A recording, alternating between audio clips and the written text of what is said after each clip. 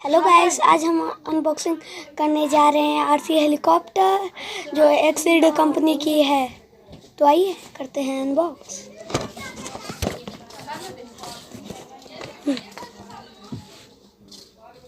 इसको मैंने फ्लिपकार्ट पे बाय किया है। अब हम इसको खोलते हैं।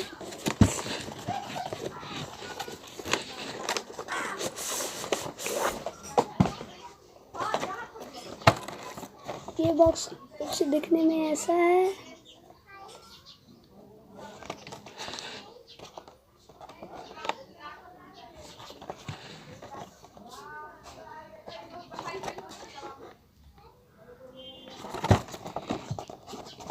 इसका लुक पीछे से कुछ ऐसा है।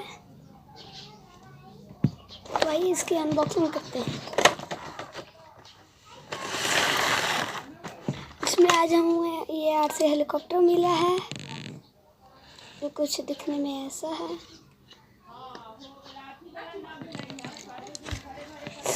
और इसमें हमें एक रिमोट कंट्रोल मिलता है।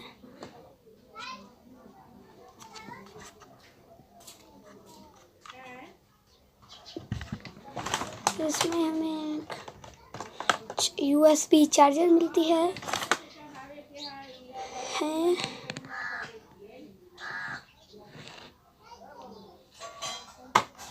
ओके दोस्तों, आज के लिए बस इतना। और वीडियो आप देखने के लिए लाइक, शेयर, कमेंट और सब्सक्राइब जरूर करें।